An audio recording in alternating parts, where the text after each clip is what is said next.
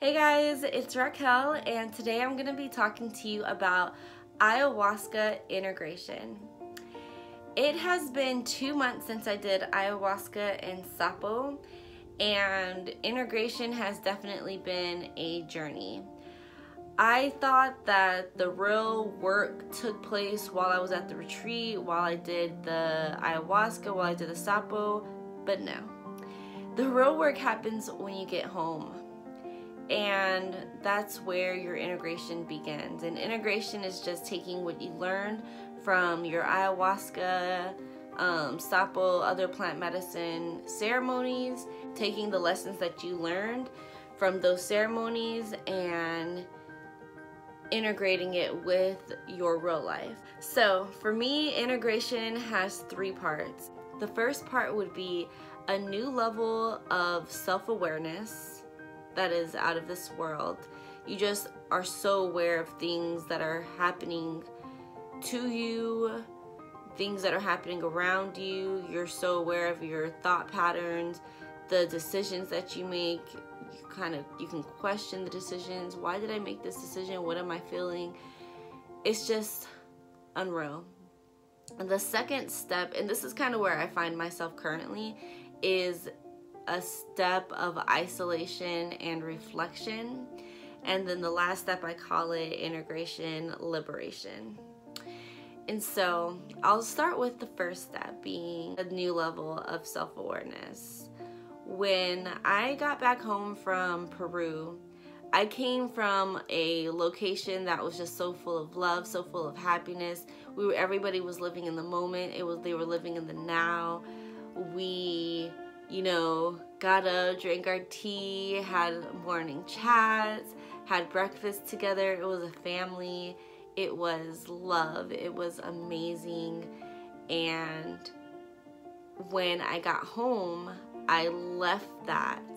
I was kind of thrown back into the reality of my life of, issues, house issues, relationship drama,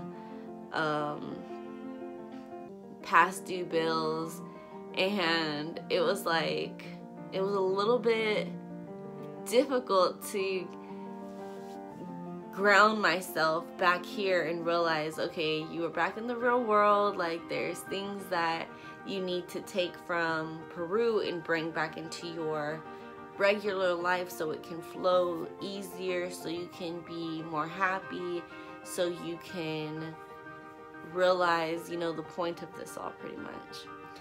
And that part just made me really aware of where I find my frustrations at, and a lot of it has to do with money. And so I have been working very hard to deal with the issues that I have with money, with my thoughts of not having enough money, with my fear of needing to ask other people for help. Just a different part of me was just extra aware of everything, and the way I do things, the way I interact with people, the triggers of frustration that overcome me. And it was very difficult just because now it's that saying when people say, when you know better, you do better? Well, doing better, even if you know better, is sometimes super difficult. You kind of feel like a rebellious stage, I don't want to do better kind of thing. It's you know better, how you should be, that everybody is a reflection of yourself. That anything that somebody, I realize that if I have a problem with somebody, it's me putting my resistance up to what is. And so realizing that when I'm getting irritated or frustrated, and realizing that it all has to do with me, is very difficult sometimes, because I don't want to take responsibility for the issues, or I don't want to take responsibility for my pain. And so knowing that, no, I am responsible for what I'm feeling or what I'm going through, and it's not necessary, was very difficult for me to work through. And it's something that I still work through, and it's part of my integration that I will probably have to address for a while. But it's okay, because I also am learning during this stage to forgive myself for my shortcomings, for, I understand that there will be times that I fall short. There will be times that I'm not showing love like I should be showing, and understanding that it's okay, that I am still great, I'm still perfect, I'm still amazing, is also part of the integration period, because it is important to accept you for who you are, all of you, your shortcomings, all of it. It's just so important for you to accept who you are 100% and appreciate who you are 100%. And so that's also a little bit a part of where I still am. The second part is isolation and reflection. And I also feel like I'm in this part too, because sometimes I find myself talking to other people and just feeling so unconnected to the things that other people may be talking about. Some of the company that I found myself in discussing certain things that I may have been interested in before. Anything that's drama related or gossipy is not something that I find myself wanting to engage in.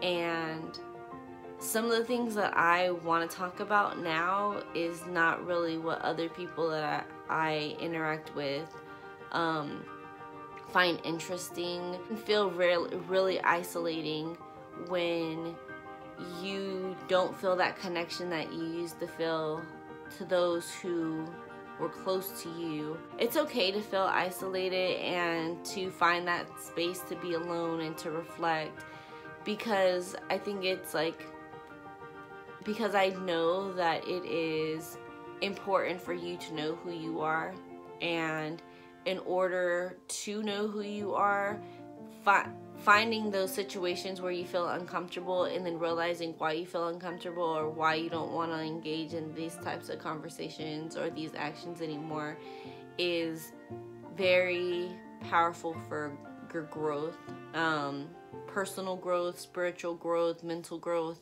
All of that is extremely important. And during that isolation period where you find yourself kind of pulling back or maybe not wanting to be around too many people is where you will grow the most for yourself. And I feel like I'm still a part of 1 and 2. I find myself falling short sometimes, extra aware of everything, sometimes isolating myself, but being really reflective with myself as well. The last step is what I call integration liberation. And I'm not 100% there, but I do understand that the point of our existence is just to experience life, the good, the bad, the exciting, the ugly, the terrifying. All of it is about experiences. I understand that I chose to be here.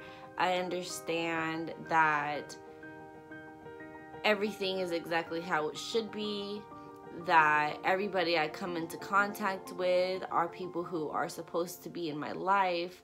I understand that life is beautiful, life is perfect, even with everything bad that's taking place or happening, it is still perfect, it is still beautiful, and I am so extremely grateful for it. I understand that when we leave this earth, we are going to be in a place of pure bliss, of pure love, of pure joy, of pure ecstasy, of pure everything. And I do understand that we are everything and we are also nothing, and it is so beautiful, but I think that I'm not at that clear, you know, the clear liberation yet, because I forget sometimes. And I think that once I stop forgetting and realizing that everything is perfect, there's no reasons for resistance, there's no reason to be angry, to be sad, to worry. When I remember that, and I consistently remember that, I think that I will be at the liberation of integration. I may have to go to Peru a few more times before that, but I definitely know it's getting there. If you have done ayahuasca or sapo or any other kind of plant medicine where you had to integrate back into your real life, please let me know down below. Thank you so much for watching, and I hope you have an amazing day. Bye.